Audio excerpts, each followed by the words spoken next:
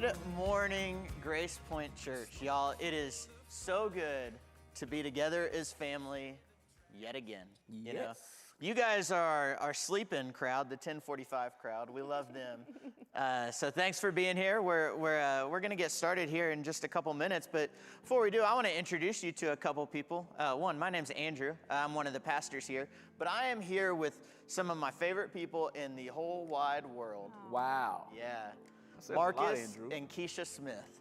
So Marcus and Keisha have been here at Grace Point for what, 5 years? 5 years. Yeah, and man, they're incredible. You've probably seen Marcus out by our front doors greeting as people come in, high-fiving little kids, shaking hands, hugging people, you know, always just with that big smile right there on his face every single time. And then you've got Keisha. Keisha sings with us on our worship team and is just, she rocks it every single time she's on the stage, leads with such realness and authenticity. But they serve as part of our member leadership. And so we've got several who lead us in a bunch of different areas. So Marcus, you serve as a deacon. Yeah. 1 year into it, it's been a great experience. You know, just supporting the church and supporting Mike, a group of guys just pouring into one another. Man, we have one goal, and that's to build God's kingdom. So we collaborate and make great decisions, we think. So we're gonna let you guys be the judge of that. And then Keisha, you serve. I'm a trustee as well, and so I'm kind of behind the scenes, but helping to support as well. And you should know that both of these individuals, like the input that they give in those behind the scenes roles are crucial, just full of incredible wisdom and stuff. So we are glad that you guys are here with us. It's also a little bit bittersweet today because Keisha recently, well, not too recently. Recent enough, took a job. Tell us about that a little bit. It's just amazing. Well, God has been truly good. He opened up a door that I never could have imagined. And today I lead the HR organization for my favorite NFL football team, the Carolina Panthers. My second favorite. Yeah, it's when Keisha told me about that, I remember just going, man, one, I was used to every Sunday on Facebook seeing her wearing her just like decked out in her Panthers gear. Marcus is a Cowboys fan. Bless his heart. But man, this is a dream job for her, and so they are moving to. Keisha's been out working in North Carolina for quite a bit. Marcus is moving out there on Friday, and we are going to miss you guys. Incredible. We'll miss you guys too. This is the worst part of this is leaving our Grace Point family. That's right. Well, I don't know why I said that's right. Like, yeah, that's right. That's right. But hey, as you guys are tuning in, do a couple things for us just to help us get things going. Take a minute to go ahead and like and share the stream, and that's going to get the word out to kind of your network, and maybe we'll have a couple people jump in with us. If you're one of those couple people, or maybe you're just here for the very first time, we would love to connect with you. And so we've got a form that you can fill out online, our digital connect card that you can get by just texting GPC Connect to 97000, and we'll send you a link right back. You can fill it out. So today is one of my favorite days. It's our annual strategy meeting. Mm-hmm. And if you love strategery like I do, then you're excited about this day because it's the day that we look back on all the cool things that God has done through Grace Point Church in the past year, and then we look ahead to what to the vision that He's laid out for us. And so we're going to dive right into that today. Before we do, we've got some people here with us. We've got my friend Mark Pagan. We've got Jan Utek is here. I mean, several people who are hanging out. Christy Kepi just popped in. Good morning. Several people hanging out with us this morning. And so we want to hear a little bit from you. It's summer. It's hot. Really, really hot. And what is that summer activity that you are most looking forward to? Go ahead. Just drop an emoji. Maybe type it in the comments, whatever. But while you type those in, why don't you guys tell tell everyone a little bit about your favorite summer activity. Well, Andrew, as the Smith family, we love, love, love to travel. So anytime the summer months present an opportunity, we are hitting the road, hitting the skyways. No, yeah, skyway, not the road. We are always. We do not drive. No. We are always trying to find somewhere nice, warm, and tropical. Like, we just love to travel during the summer months. However, a small little exception to the rule. Absolutely. Most definitely. As you guys know, the wife has been gone since October. Not already. Yeah, kind of, sort of. You have. And it's hot. She's hot. Oh my gosh.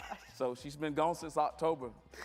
So it's a lot of activities this summer that we're looking forward to. Well. What's wrong, Andrew? No. Okay. Moving right along. Keisha has been just thrilled about this Oh, yeah. segment for a long time. Summer's gonna be fun. It should be a good time. We will definitely miss you guys, but one of the reasons why I'm really glad, really thankful that you guys are up here this morning is the last week and a half, 2 weeks in our country have been painful. With the murder of George Floyd, the protests that come from that, and then the anger that has come out of. And I know for me, like, this season has been really challenging. I find myself with a lot of anger, a lot of sadness about the state of things, but I also find myself feeling this guilt and shame, you know, of not having done enough, not speaking up when I need to, things like that. But I know the experience that my experience, I can't compare it to the experience that you guys have had over these last couple weeks. Can you maybe share a little bit about what that's been like for you? Sure. So thank you, Andrew, for that.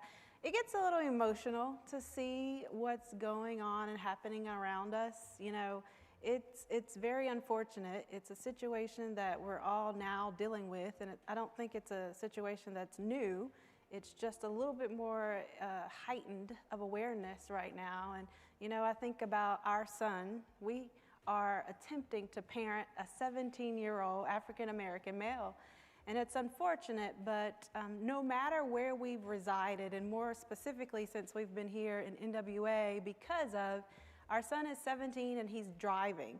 And so now he gets the freedom of leaving the house without us. So when that happens, unfortunately, we found ourselves having to have that real conversation about trying to always, you know, be respectful, doing the right thing, because unfortunately in the world that we live in today, sometimes, you know, our African American males are stopped for whatever reason, and most of the time it's just because there's a perception that if it's a black guy or an African American guy, he's up to no good. And because of that, we find ourselves constantly having the real conversations within our household just to try to make sure Santana is aware of the reality that he may be faced with one day.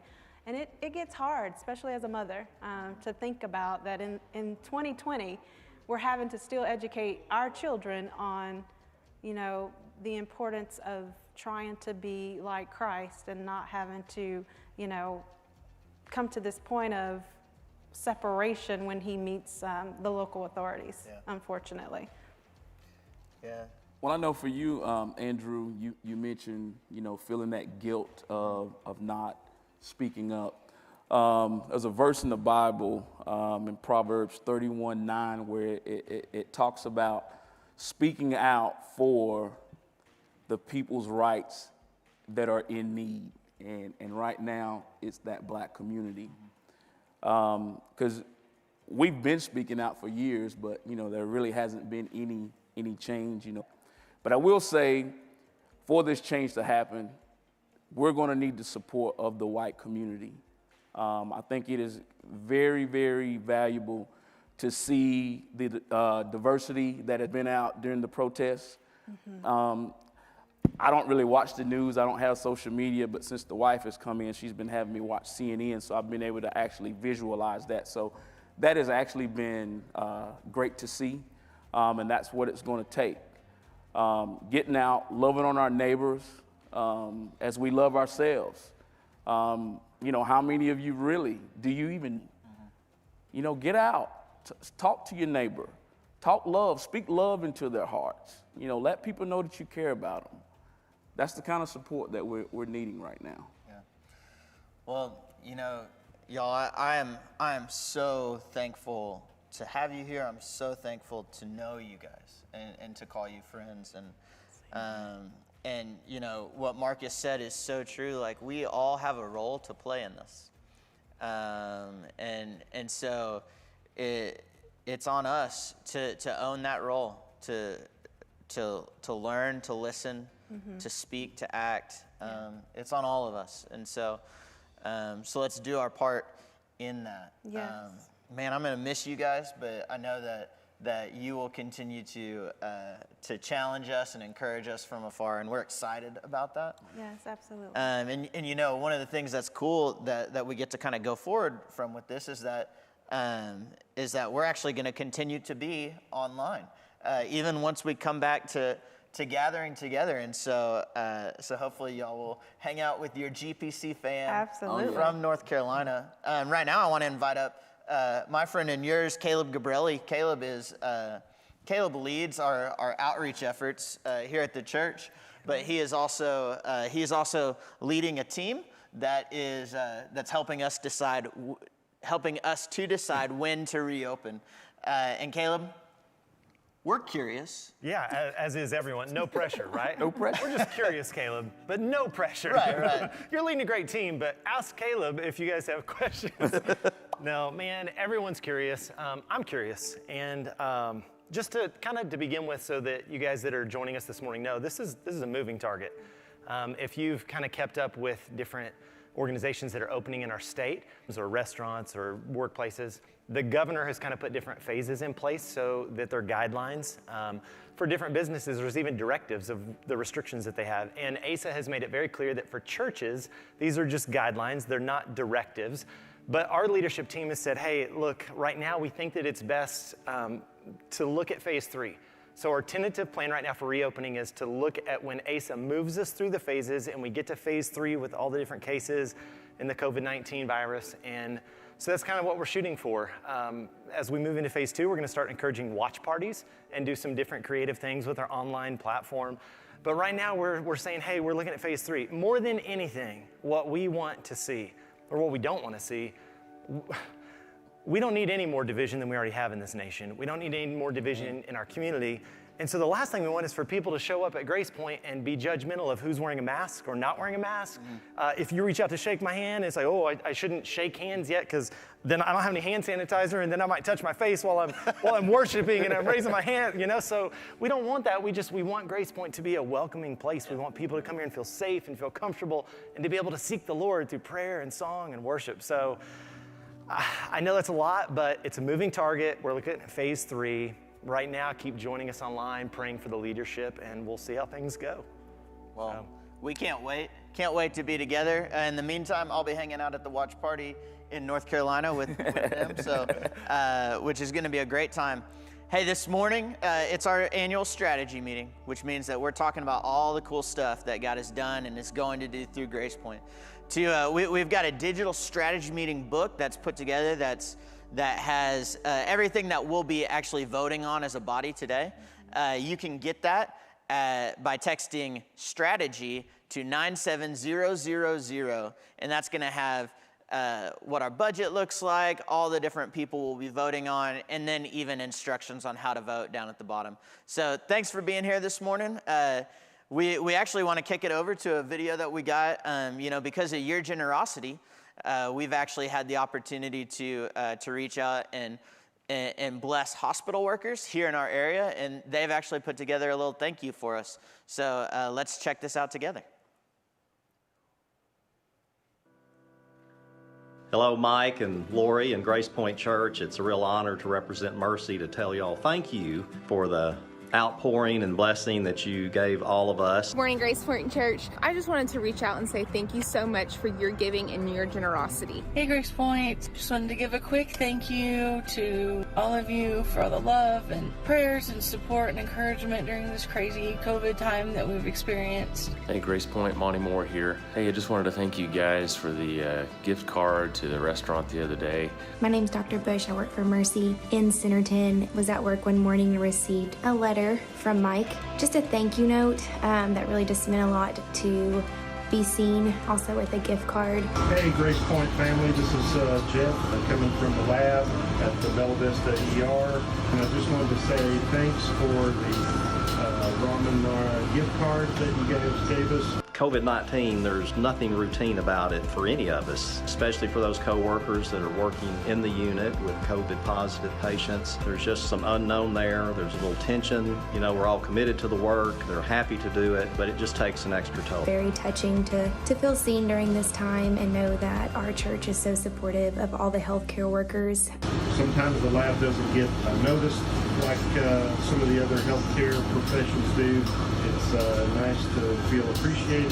It's little things like that that encourage us and keep us going. As we walk off a 12-hour shift, we're able to go grab a free dinner and bless our family and just be able to eat and rest. So it was just a really cool little reminder of kind of what we're doing. It really brightened my day and gave me a little bump of encouragement there to do even a better job, knowing that people were reaching out and saying thank you. My gift card I actually turned in to our coworker crisis fund. There are many more that needed it much more than I did. We're a group of coworkers, everyone doing a lot of different jobs, and what y'all have done and how you have reached out has really been a blessing to so many. We're so grateful. I had so many nurses and respiratory therapists come up to me and just say thank you. We love it. We're thankful for what it does specifically for our family, but also just for the community of Northwest Arkansas. You know, Matthew 5:16 says, "Let your light so shine before men that they may see your good works and glorify your Father who is in heaven." You're doing some good work. So I just wanted to let you know that we appreciate it and thank you. Thank you again, guys. Keep doing what you're doing. Thank you. You guys take care. Be safe. We love you and live set.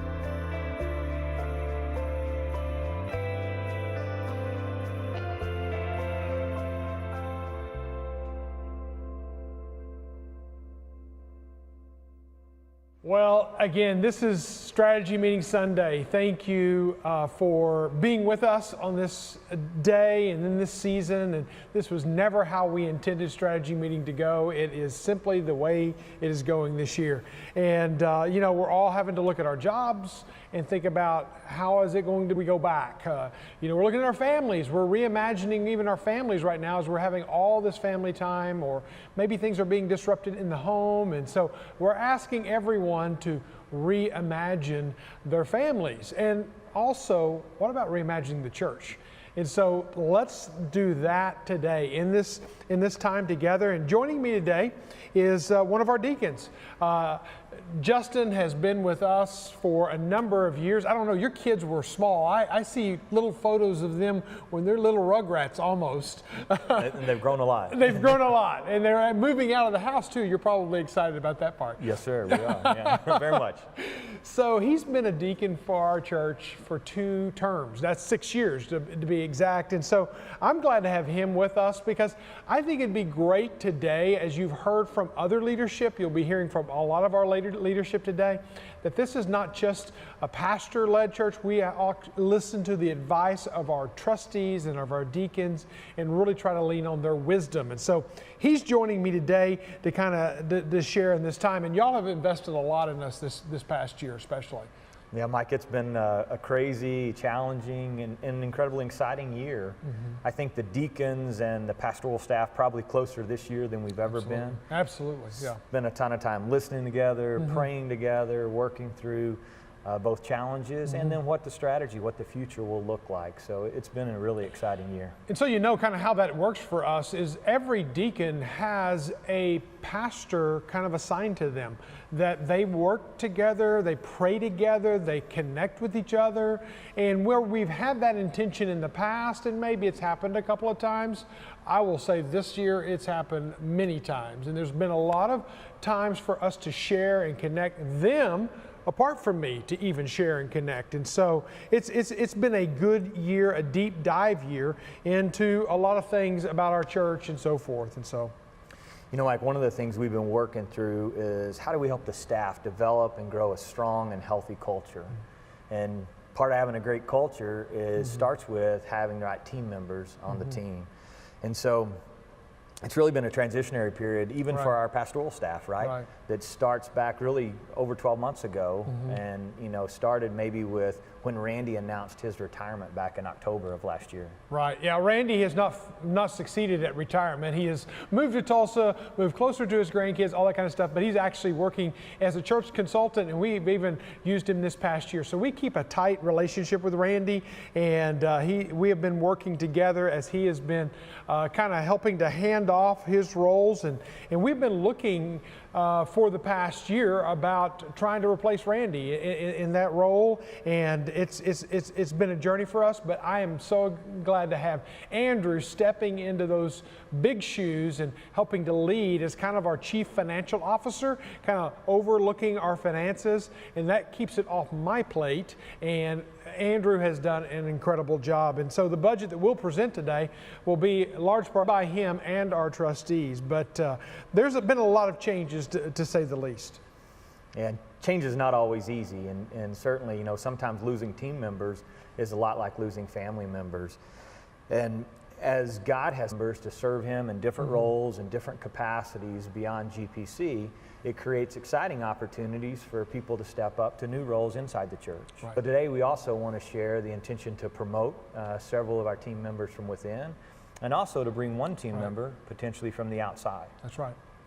We believe bringing one from the outside will help us both strengthen our team, create experience and expertise. Bringing a level of experience that maybe, in fact, I can't think of a single hire that we've been able to hire, call someone to be in a role like this with this much experience from this size of a church to maybe help us as we continue to progress forward.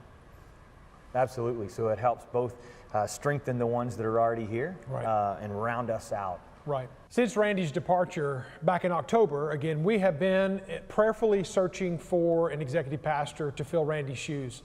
And I tell you, one of the people that Randy said back before he ever left that we needed to keep our eye on this guy, because this guy could be the next hire at Grace Point Church. And well, what happened about the middle of March, whenever Wade and Brooke stepped aside from their roles, we kind of had a reconvening of the minds and thinking, is the executive pastor the most important position right now, or spiritual formations replacement? And we all agreed as officers in the church that probably the most important position right now is spiritual formation. It's kind of getting that core element of spiritual formations gap filled, and making sure we have the right person. And I can tell you this, Carrie Abbott's been working with me on this, and we've seen over 83 resumes come through. That's a lot to sort through. She's been filtering them out, pushing them down to me. I've been looking through them. I've been filtering through them. And we really have come to realize that one of the candidates that we had as an executive pastor, in line to be executive pastor, could also very easily be a spiritual formation pastor for us. And so at this point, we kind of like turned our attention and started zeroing in on this one individual. And you and I both had a chance to spend quite a bit of time with he and his wife. And so kind of tell us about him. Yeah, Mike, as you said, Nathan and Melissa kind of rose to the top of the list. And when we started the journey with them, we were looking in a different role, but just felt their calling here and you know, just an incredible talent. And so I think that, you know, as you mentioned, Randy was the first one to say, hey, that needs to be your next staff hire. And so it's been over 9 months that we've been working with Nathan and his family. We had an opportunity to go down to Houston and meet with him in his home and see him, you know, teach there on their campus. They've had an opportunity to be here in Northwest Arkansas, and so it's just exciting, and we feel strongly that God is leading us to who our new next spiritual formations pastor will be. Nathan has served at Second Baptist Church in Houston for 7 years. He has over 20 years experience in the ministry, and why don't we take a minute maybe to get to know Nathan a little better. Good morning, Grace Point Church. I hope that you're doing well in the middle of all this crazy time. Listen, I know it's a little weird to try to connect with somebody with a screen in between us, but I want to tell you a little bit about myself. My name is Nathan Wagner. My wife, Melissa, and I have been married roughly 18 years. We have 2 kids. Parker, my son, is 14, getting ready to be a freshman in high school. Peyton, my daughter, is 11 and getting ready to be in 6th grade. When I was 7, I gave my life to Christ and followed the Lord in baptism shortly thereafter. And throughout my life, my church community has been incredibly important to my spiritual development. Never more so than my sophomore year in high school when I was involved in a nearly fatal snow skiing accident. It was during my weeks in the hospital where I experienced what a faith community is all about. I experienced my church community visiting me in the hospital, studying God's Word with me, and sometimes just sitting in the room beside my bed. The relationships that were built during that time are some of the sweetest relationships that I have, even to this day. Life happens in relationships. Life happens in community. And it was during that time that I surrendered my life to full-time ministry. I was discipled by many men who invested in me and challenged me and discipled me and challenged me to disciple others eventually as well. And I love it when people give their life to Christ and are passionate about making disciples who make disciples. Because I am where I am today because of the investment of other people in my life. And that's what the church is all about. It's about making disciples who make disciples.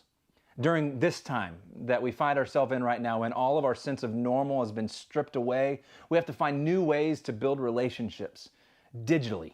I don't know about you, but I'm tired of digital meetings where we're socially distanced because it's hard. But in our social distancing, we don't have to be spiritually deprived. May we be a people who reflect on what God has done in our lives because He is faithful. Nothing we are doing right now surprises Him. Nothing. We just have to think outside the box. Right now, there's not much of a box at all if we were to just be honest. But how do we connect with people? We have screens everywhere. How do we connect with people? How do we make them know that they matter to God, that they need community now more than ever before? How do we make them see that you belong here, that you were created for community? How do we help them see that the biblical community that they were created for is the kind of the community that the Bible talks about, with fellowship with one another, love one another, bear one another's burdens, to encourage one another, the kind of community where disciples are made because we were created for community. I'm reminded of Acts chapter 2, all about the early church. If you're familiar with it, they met together in the temple courts and they broke bread together in their homes. That was what the church looked like. Temple courts, homes. The temple courts are Sunday gatherings, and the homes are communities or community groups. See, that's one platform, homes, communities, one platform where disciples are made, where people experience the life-changing message of Jesus Christ and have an opportunity to share it with community because we were created for community. We want to make more and better disciples. That's what God has called us to do. And we are honored to be able to walk that journey with Him as He utilizes us to disciple people who disciple people. On behalf of my wife and kids and myself, I just want to say thank you, Grace Point, for allowing me to be able to share my story, my heart with you, my passion for people with you.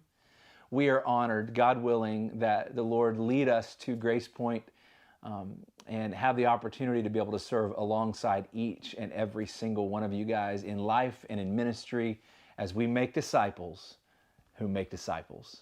Thank you, Grace Point. Have a great day.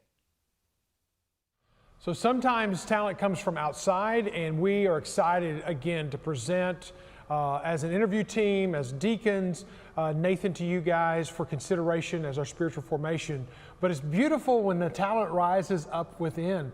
Again, that you need to have a little bit of both. And so, well, I want to announce today, and we're again affirming this. We need this as a church decision that we believe that Ann Lorenz, who's been with us in a part-time role, we see so much in Ann that we would like to extend that. She came on staff 5 years ago in a part-time women's leadership among student girls. I mean, very focused, but she's already expanded into so much in our student ministry. And even in this COVID season, she's shown tremendous talent and creative resources and work ethic and so forth. And she is a discipler at the very core. We would like to add to her portfolio, if you will, her responsibilities, both continuing to work in student ministry, half of her time, but we want to make her full-time to where another half of it, she's also helping out in that adult groups ministry. And so we're excited about presenting that to you. I think the small group ministry, and if Nathan comes on board, that will just bolster that ministry even more. So excited to have talent again from without, but also talent rising up from within. So what some other areas of change in our church? Yeah, Mike, so staying with talent from within, with the recent changes in KidMin, Tyler and Dina came to us proposing some strategic differences in the KidMin team. And what they were proposing is adding a director of mobilization and leadership development. And many of you would know this, but the kids ministry happens every Sunday. It's one of the most labor-intensive ministries that we have. In fact, it takes up over half of our total volunteers. There's 150 people needed every week to keep our kids ministry team going. Right. My wife and I have been serving there for a number of years. In fact, this year we started serving about 12 years ago, and the group that we taught, the kindergarten class that had Matthew McConnell, my daughter Emerson, and a whole group of them. That group will be seniors this next year. That's right. So it's been a crazy season. So, you know, I see firsthand the needs. Many of our deacons serve in that role. And so we are aligned to and believe that these strategic changes will help us. That's right. And I cannot emphasize enough what he just said. Absolutely. If we believe in the next generation, it takes every family, every individual, whether you have kids at home or not, to be part of our kid ministry. And with Leandra, with Dina, with Patty stepping aside, having the right people to step into their place is going to be so critical. And having you as a part of that answer is going to be so critical. But when we were talking about this restructuring and this mobilization pastor leader, I hate to say this, but immediately Andrew and I both knew who this person was. And the reason I say I hate that is because this person would actually have to leave being at my side. She's kept me going. She's kept my head above water, and that is Anya Ansley. She, again, has been a part of our pastoral staff and support staff as my assistant for the past 5 years. But she has a degree from Ozark Christian College, and she is ready to step into ministry. And so we're excited about, again, giving that position, offering that position up to her, and to see how she might be able to thrive in helping direct and develop and mobilize our families for that next generation ministry. So these are some of the pastoral changes that we have coming. We're excited about our future and where God is leading us. And so I want you now to join in our trustees report, because that's incredibly important, because none of this happens without the funding of the consistent budgeted generosity of our church. And you need to know where and how things have gone this past year and where we are focusing things in the coming year. Well, hey, good morning. We are so thankful that we're all together as family this morning. I want to introduce you to my friend Corey Thompson. Corey serves as one of our trustees. He's our treasurer. And so he's here today, and we're going to talk just a little bit about the budget that we'll be proposing for 2020-2021, which is a lot of 20s, also the thing that you'll be voting on here in just a little bit. So listen up, this is going to be good. But Corey, thanks for being here. Thank you. It's good to have you. I know a lot's going on right now. Life is crazy in the middle of coronavirus, but you and the other trustees have been incredibly faithful to help us navigate both that part and also as we budget going into the new year and what that might look like. But before we get into talking about the New Year's budget, maybe tell us a little bit about some of the things that have been accomplished over the last year because of the generosity of our church. Right. Yeah. Because of the generosity and people continuing to give, we've been able to do some really incredible things. One thing that we've always enjoyed doing as a trustee board is paying down debt aggressively. So over this past year, we're able to pay down over $750,000 in debt, which puts us on a timeline to pay off the building and frees up cash to actually do things with the gifts that are giving to further ministry. Yeah, awesome. And we actually refinanced earlier this year. We did, which is always fun. Yeah, so it's been really cool. What else have you seen happen? You know, maybe with some of our global partners, anything like that? Yeah, so we were able to do a microloan to a storefront in the Himalayas to continue, supporting that region and spreading the gospel there.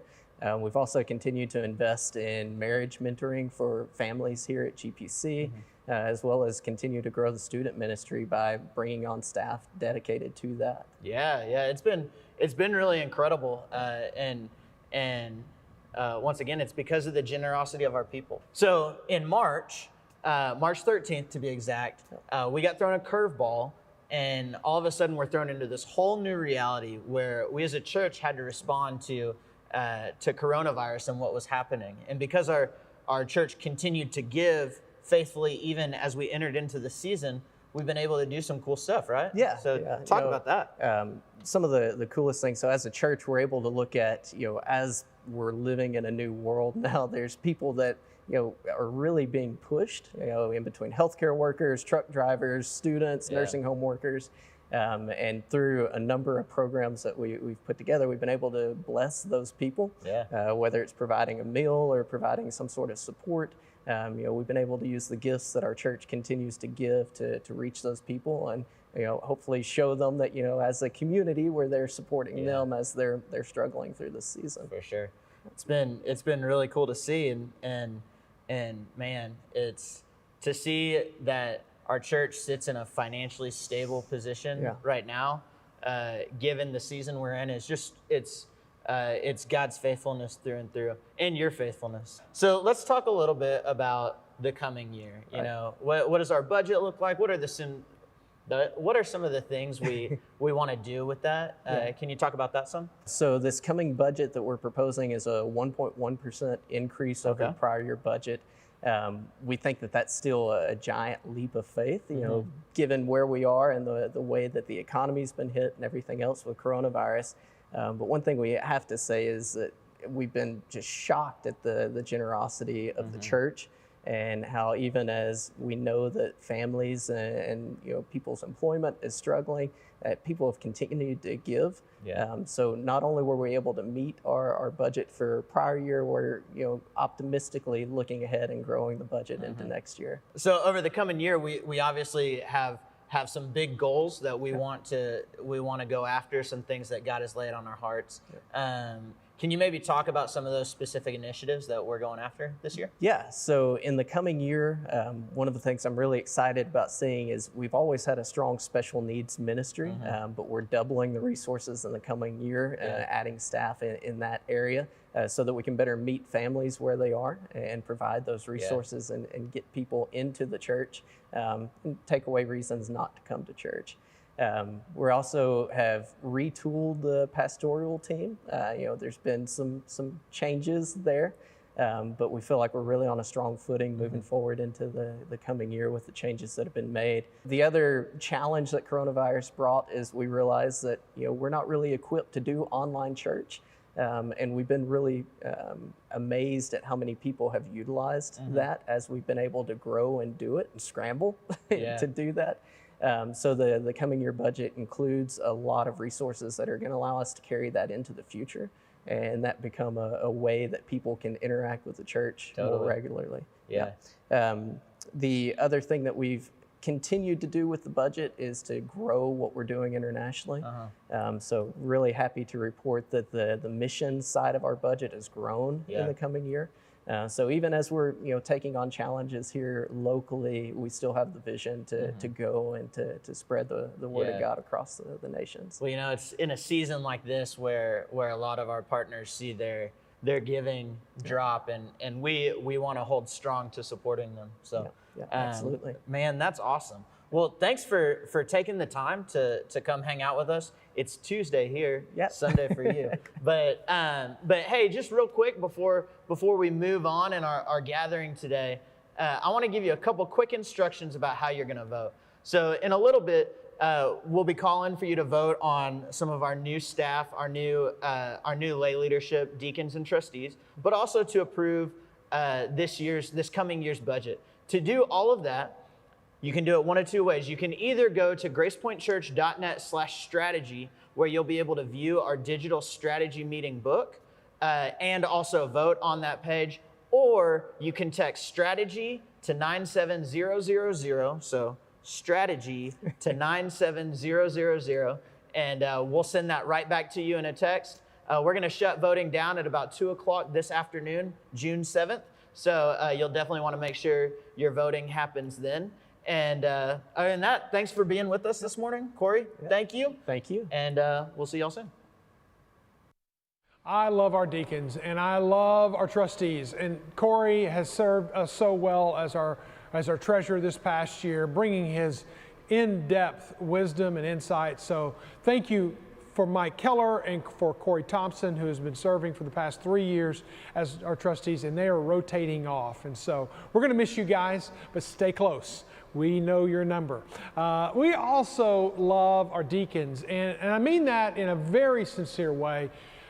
These men are very committed to leading their families well as godly examples. They're very committed to being in our church as examples in our church in how they serve and live sent in so many ways. And so I can't think of a better group of people to be in a mutual accountable relationship with than these men. They call me out on my junk, and I'll call them out on their junk. And so we have a great relationship like that. And so one of the things that I get to do every year is I get to introduce to you names that have been recommended by our members and names that have gone through an interview process that we want to nominate before you today. And the two names that we want to nominate before you today are Jeremy Thompson. And Jeremy, what can I say about Jeremy? He is a man who has been in our church and served in our church on mission. He has truly lived a Mosaic life in our church. He's fostered children in our church, and they ended up adopting those kids. And so a beautiful story of our Mosaic church family right there. And then also Dean Hudgens. Dean is one of those men who is just an intelligent individual, but a kind-hearted individual. His family, too, is a very Mosaic family. They were living that way long before they ever came. They're both very globally minded. Jeremy and his wife Jenny have led trips to Ireland with our student ministry, and they served in our student ministry for a number of years as small group leaders. And then Dean and Jeanette, again, have invested in our student ministry. They, too, are involved in missions in Uganda, and they have a great involvement in a couple of different orphanages over there. And so, again, great examples. They, Dean and Jeanette, are a part of our mentoring marriages couples. So they're out there pouring in or ready to pour into families that maybe just need someone to walk with them. So again, what can I say about our two nominations for this coming year for a 3-year term would be Jeremy Thompson and Dean Hudgens. Can't say enough good about them, so please get to know them if you don't already know them. But in this year of transition, we're doing something here today. I'm proposing something to you today that we've never done before, and that is we would like to ask the church to give authorization for 2 of our deacons to remain on for another year past their term. And the reason being is we've had a lot of transition on our deacon body because of deacons moving away. And so we realize that we need to backfill those spots. But in the same time, we've had so much transition and so much growth in our deacon body and in our church staff and in this year of transitions. We think for continuity's sake, it would be really beneficial if we could ask Justin Trawick and Josh Hulk to remain on for 1 more year. I've asked them, I initiated it, they both agreed to that. If you will agree with that, again, when you vote today, then you will be able to vote yes or no for that. And let me just reinforce again, You will be getting as a member a means of voting. You will also be instructed on how to vote. And every member who's 16 years or older, who's a covenant member, is invited to vote on all of these decisions that we're presenting before you today. So feel free at any time to rewind and listen again and dive into this. And feel free to reach out to me if you have questions. But these are the ones that we're proposing before you today. So please prayerfully consider them and vote as according to God's guidance in your life.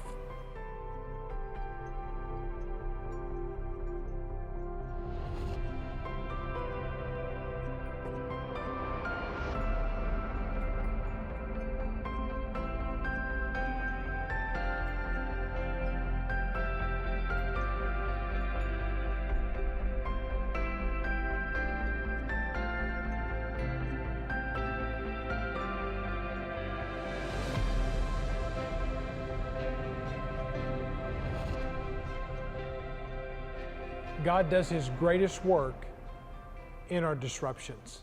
I know that this is a season of disruption. We're living in it. We still don't know when we're going to come back exactly. There's so much unknown. There's so much that we're trying to navigate through this. But God does His greatest work in our disruptions. Our families have been disrupted. Our school schedules have been disrupted.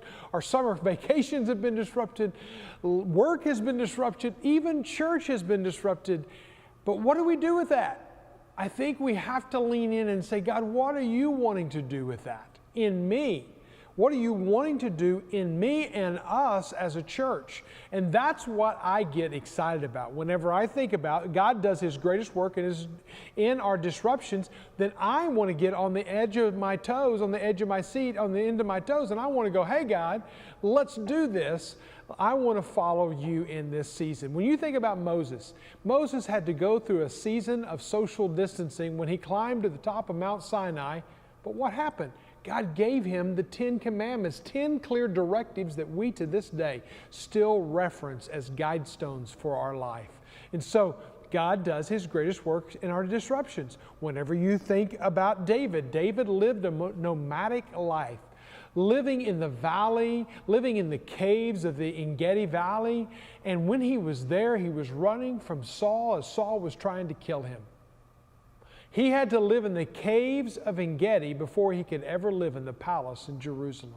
So God does His greatest work in our disruptions. When you think about Elijah, a great prophet of God, had seen God do great things, but yet he sat underneath a shade tree and wanted to die before God takes him in a chariot up into heaven.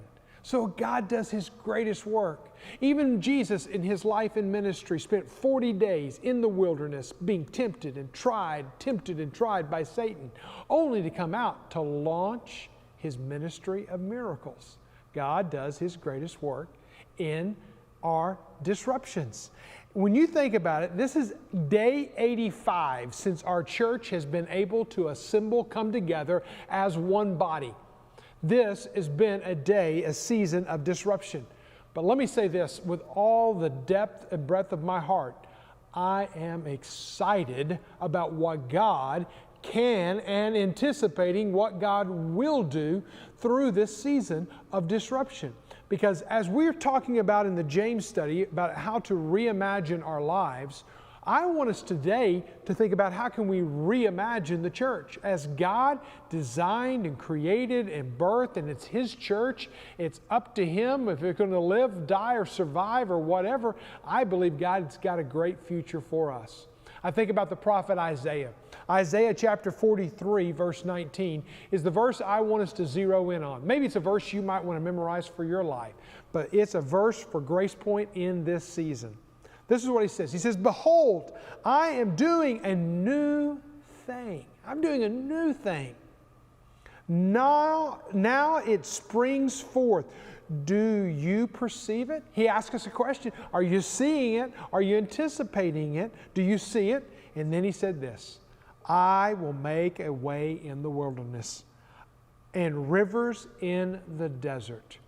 There's no doubt whenever you look at the people of Israel in the book of Isaiah, they were under exile. They were fearing and facing disruption of a magnitude like no other. When you read Isaiah, you actually don't get very many warm fuzzies because it's a pretty dark book. It's got a lot of high poetry in it and a lot of prophetic words in it. It's really kind of hard to read. But when you get to Isaiah 43, you can't help but get excited. Because when you look at there, he says, I am, I declare, I have, I will, I give. I'm going to do a new thing.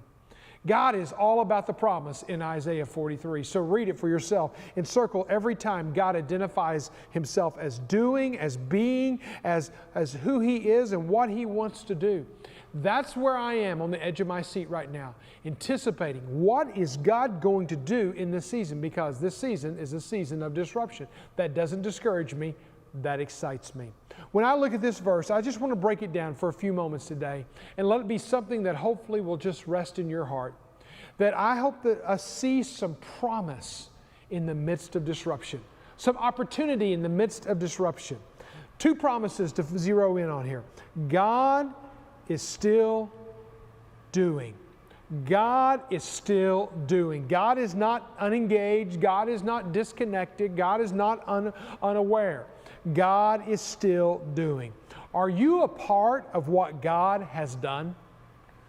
And then here's another question. Will you be a part of what God is doing? I love what God has done at and through Grace Point Church, but I'm excited about what God is doing in Grace Point Church. Done, doing. Excited, or love and excited. Those are the emotions that I have when I think about this. I love what God has done. I'm excited about what God is doing. When I look at what God has done and I think about the hundreds of families that God has helped restore and renew their marriages, or brought hope, or established homes, established lives and relationships in our church, I get excited and I rejoice in that. When I think about the number of people who've given their life to Christ, we have a sign that's lit up in our gallery that we're praying for 508 people to be saved and born again, and we are getting very near that century mark on that.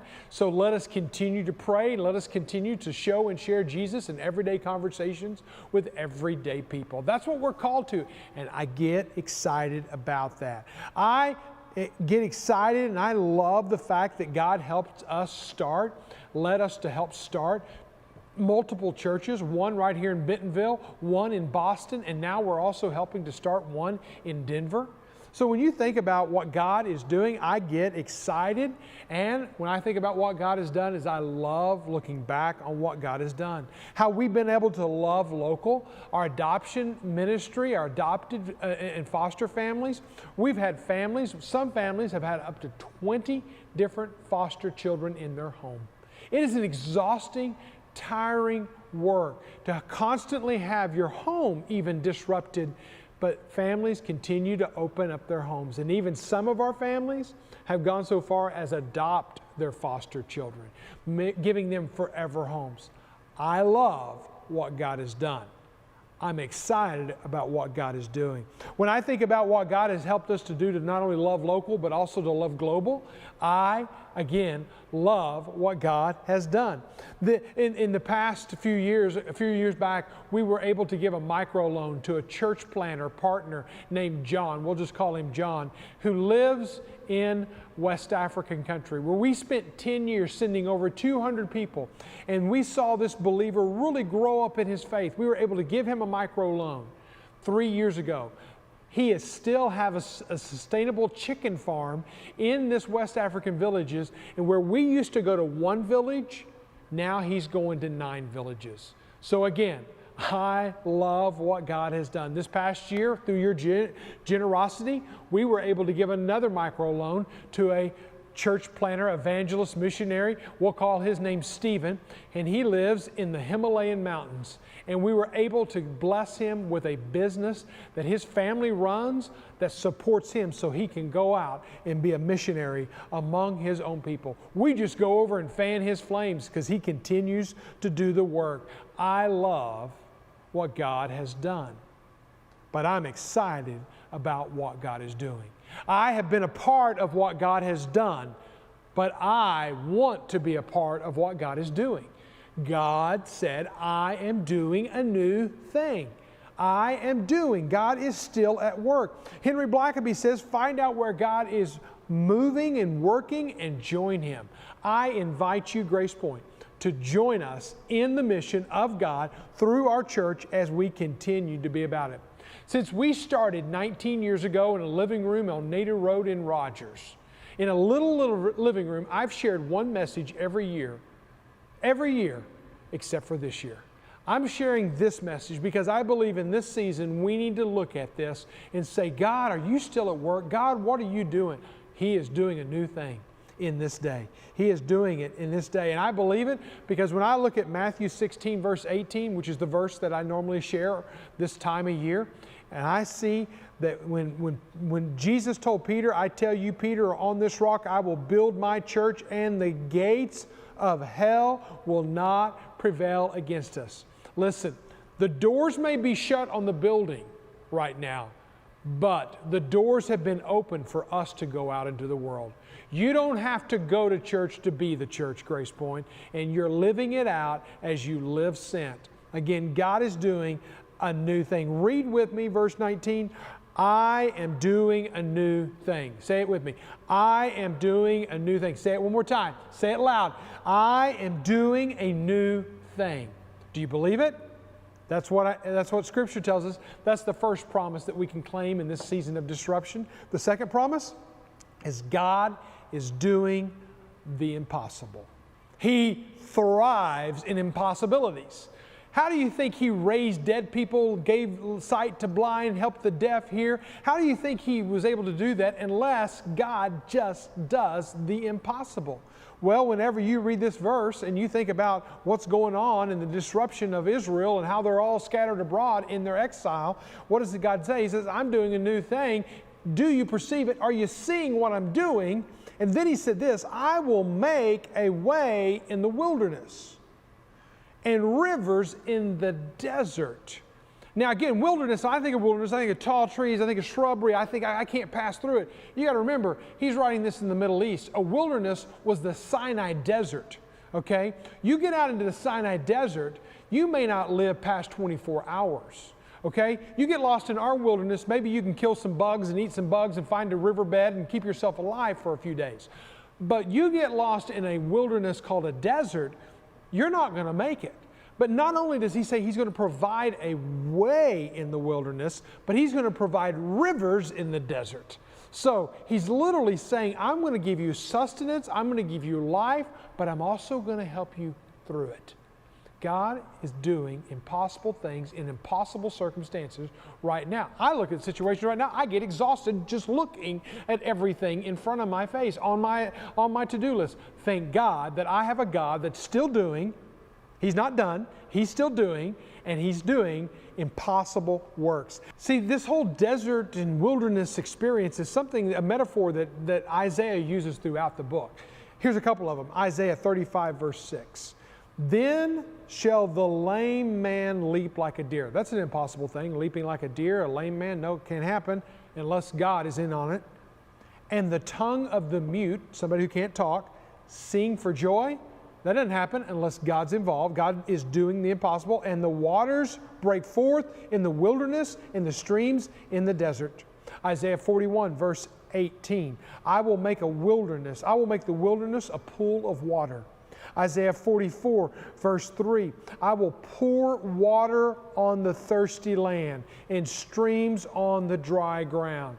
God is giving us promise that in impossible circumstances, God is still doing. God is still working.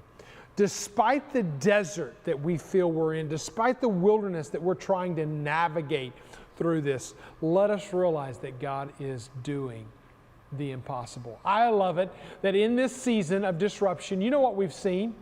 We've seen 30 families in the past 2 months, 30 families sign up to say, I want to be a part of a family or of a small group at Grace Point. I want to be a part. Some are singles, some are couples. It's so beautiful to see community happening whenever we're supposed to be social distancing. God is doing incredible things in impossible circumstances. I love it that in the times when everybody's money is getting tight and squelched and we're having to kind of watch our 401ks go to the pot and the stock market crash, what is Grace Point doing? We're increasing our generosity into the community. In the past 2 months, we've served through the truckers, through the students who are under-resourced in the schools, or through the nurses and the doctors at Mercy Hospital. We've served approximately 5,000 meals out to our community. Northwest Arkansas, we're loving Northwest Arkansas in this season. Hope in WA is not a one day a year. Caleb Gibrelli told me to tell you, it is a ongoing time right now. We have increased our global commitment to our global partners. We have partners who are literally screaming for needs because their giving from other partner churches or individuals has decreased. Grace Point, I tell you, has increased. None of that happens outside of your budgeted, consistent generosity. None of that happens unless God has not only done a good work, but He's still doing a good work at Grace Point. I love it that whenever you think about a situation like this, you know, we can't go to church, my kids can't go to WeWorld, or my kids can't go to student ministry on Wednesday nights. There's no way that they're going to grow in their faith. I love it when families own the space of spiritual formation in their own home. Grace Point has been partnering with you for years to see faith developed in your family members. And when I look at this is not an impossible circumstance. This is a circumstance that God has given us, a disruption that He can do His greatest work. One example of this as I close today is to think about Matt and Megan Bush.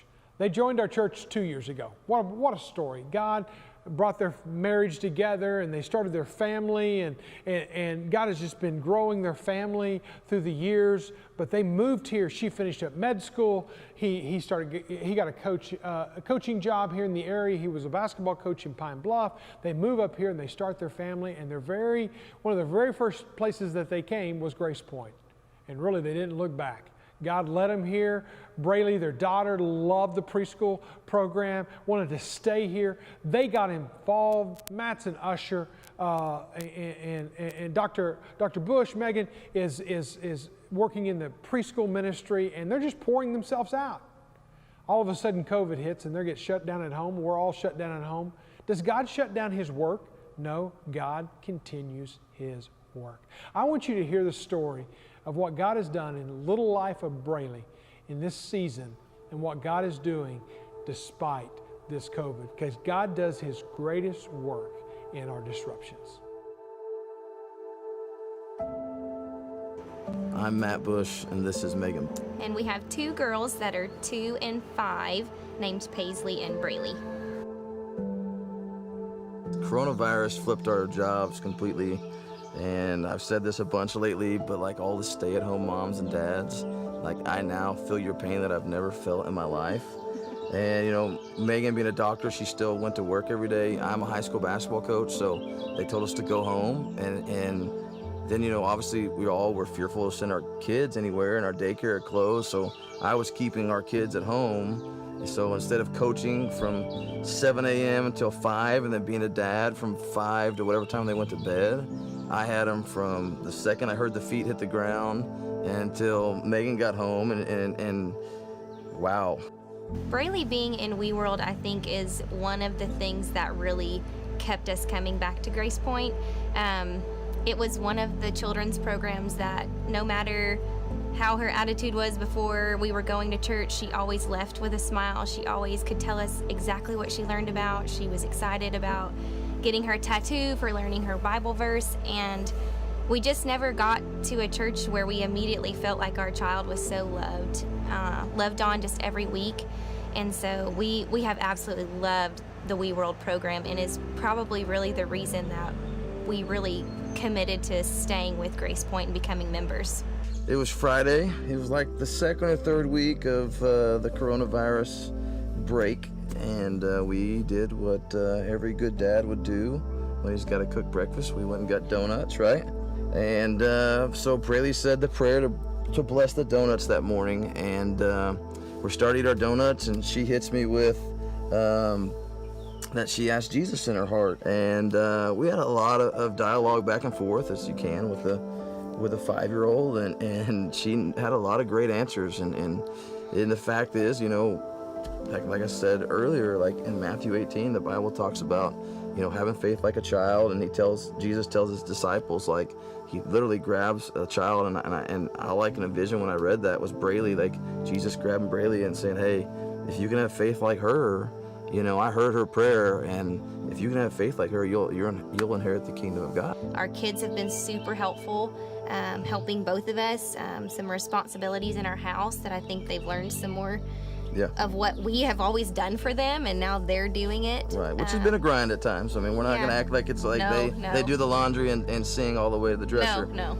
But, you know, there's been hard times. But we wouldn't have done that as parents probably as well had we not had to. Well, they are totally responding differently because, like, you know, where you love the village you have, right? And we have a great village that are helping raise these kids, whether it be the church, grandparents, school, anybody that invests in them. But to be at home this much, like, it's changed our discipline. It's changed how we eat. It's changed, you know, everything's changed a tad, and I can definitely see a sense of pride at our house and how we treat the house and how we treat each other. And in all honesty, like, I really mean this, the virus has stunk as far as just like the quick change and like, just like, can I go to a restaurant? Do I have to wear this mask? That stuff stinks, you know, and people that are getting really sick, that stinks. I hate that.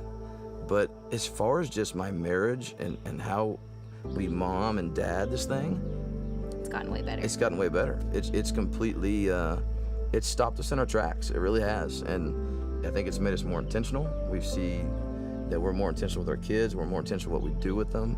And I also think we see other people a lot clearer. You know, like, literally, we had never talked to one of our neighbors until this happened. And then one day on the street, we're flying a kite, and they came down and flew kites with my kids. I mean, we're talking about grown people. And it's just, you know, it's changed so much, but besides the sickness and just the subtlety of it, it's been good. I mean, it really has. It's different, but in a good way as far as our family dynamic.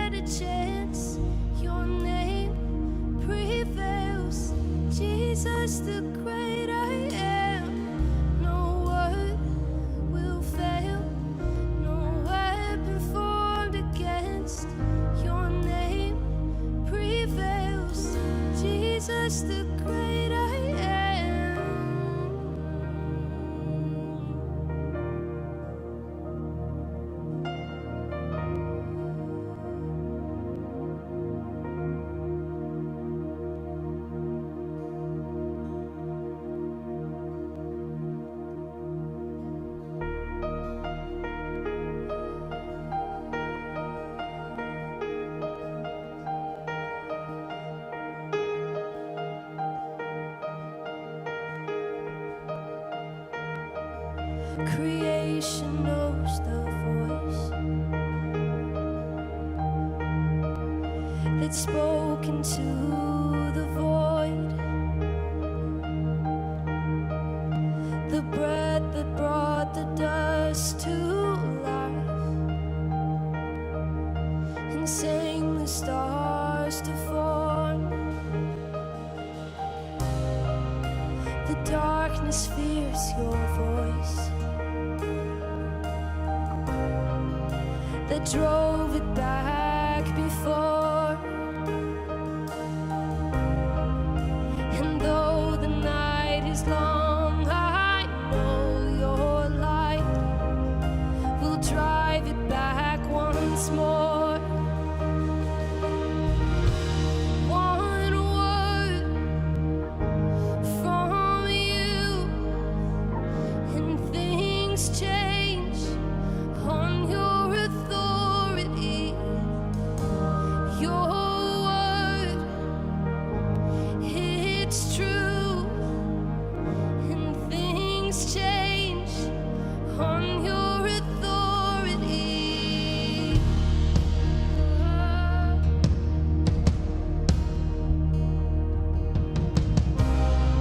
My fight is not my own.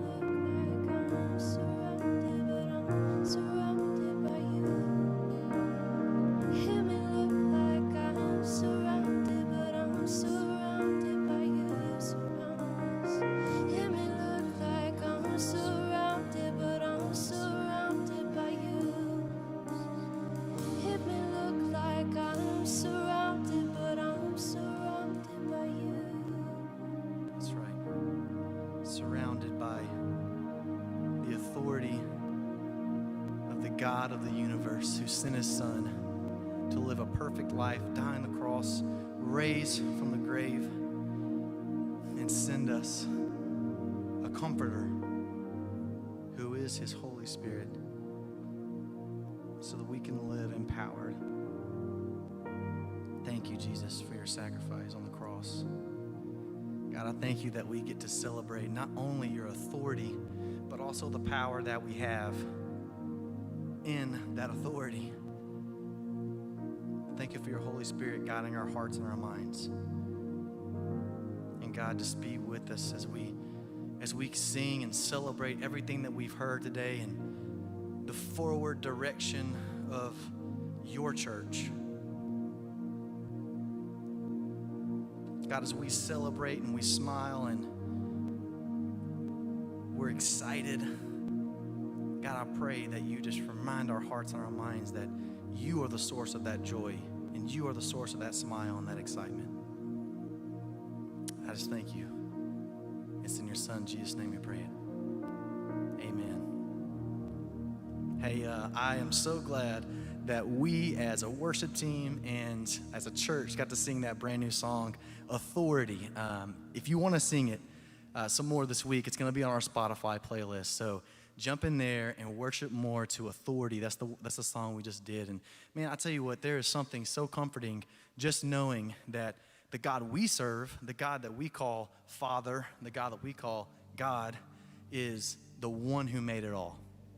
The one who made it all. There's nothing else. There's no one higher. There's no one greater than our God.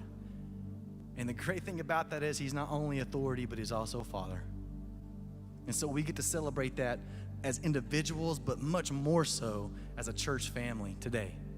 Knowing that you may be watching on a screen, but so are hundreds and thousands of other people, not only in our church, but also around the world, proclaiming and lifting up the name of Jesus. And it is all because of his good grace. The gospel is not only for the Jew, but it's also for the Gentile. The gospel is not for one group of people, mind you. Our God is a God of every person. And we sing this next song with joy because we know that to be true. Let's sing together.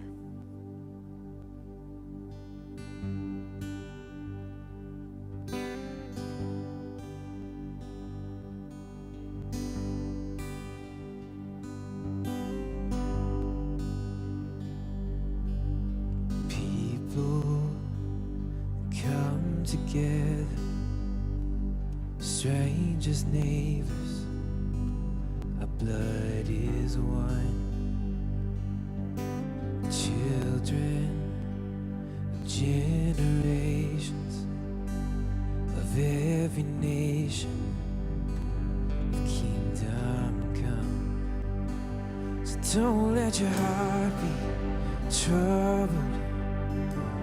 Hold your head up high, don't fear no evil. Fix your eyes on this one truth. God is madly in love with you. So take courage, hold on, be strong. Remember where our help comes from.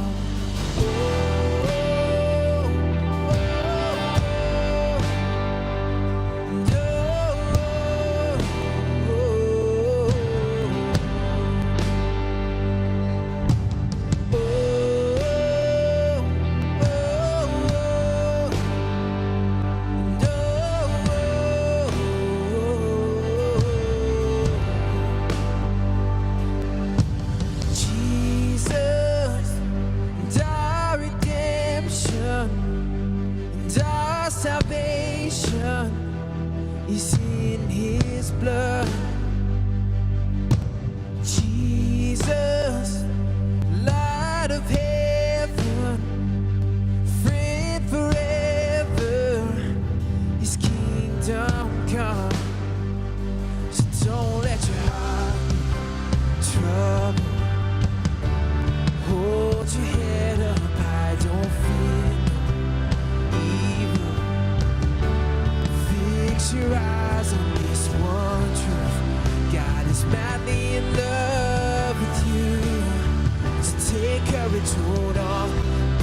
strong.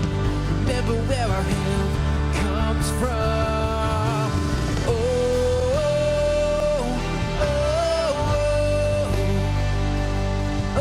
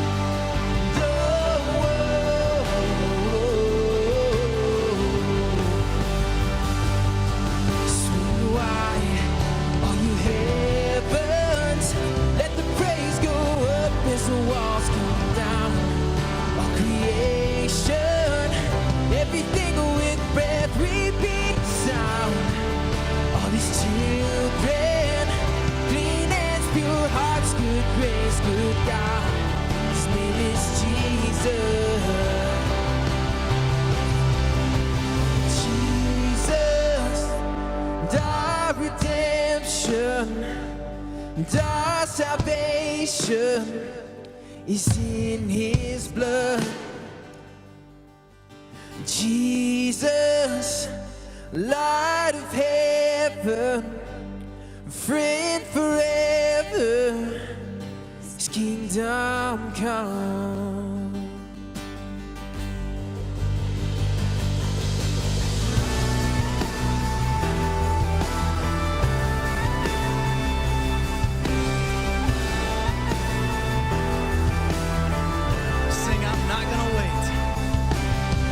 Gonna wait for the walls to fall, 'cause I know a name that will bring them down. His name's Jesus.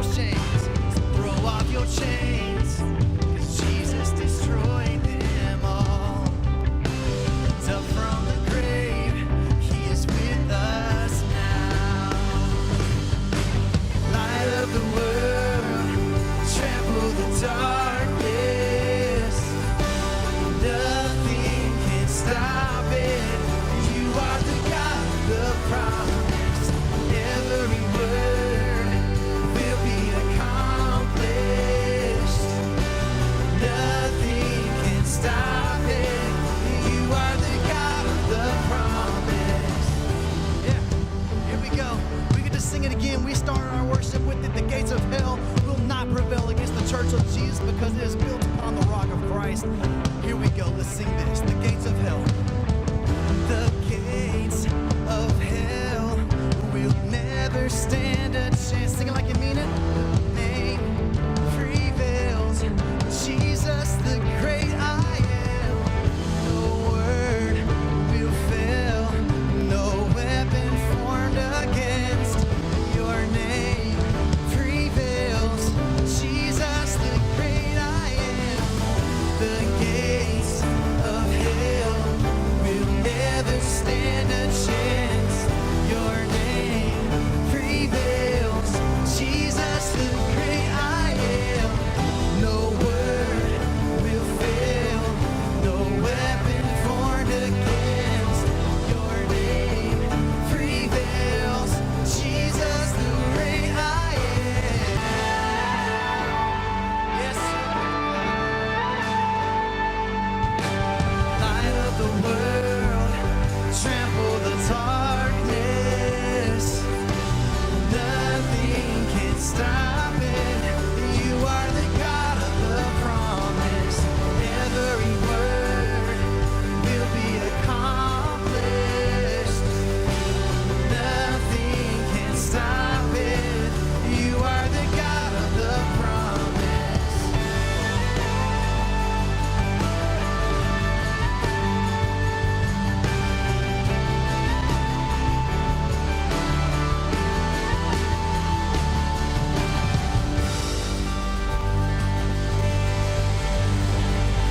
Go ahead and clap wherever you're at, whatever you're doing. It's all right. It's not weird. Just clap and praise Jesus and lift up a shout if you want to shout because he's that good and he's worth it. Yes, you're worth it, God. You can say something like that. Yes, you're worth it, God. Yes, I'm going to sing even though there's everyone around me and it might be a little weird, but I'm going to sing anyways, God. Because he's worth it, man. You know, there's nothing that should stop us from praising Jesus. I hope that listening through today and hearing the direction and hearing some changes, and you know, we've had a lot of stuff come down, and I hope that it has brought you to a closer relationship with not only Jesus but also the church. Also, I just want to pause and say, man, we have some great leaders in our church. You know, Pastor Mike and our deacons and our trustees being good stewards and pouring their hearts into Jesus' church, because that's whose church it is. It's Christ's church. And I hope that hearing those words and seeing the things today has lit a little fire in your heart, has pushed you maybe to want to know more about Jesus. And if you do, if you want to know more about Jesus, you can text Trust Jesus to 97000. You can text Trust Jesus to 97000. Or maybe you're like, you know, I got a relationship with Christ. That's great. I'm there. I need some community, man, because some stuff is happening right now and I need some support. I need some community around me. Then you can also text GPC Connect to 97000. I hope, like I said, you've seen Jesus, you've seen the joy of Jesus today, and it has pulled you closer to Christ. And text one of those things and get engaged, either engaged into Christ or engaged into some community here at Grace Point. I hope, though, that as you leave, as you hit the X or whatever you're doing, that whatever conversation you're having those and you're showing and sharing Jesus in all of them. Grace Point, live sent.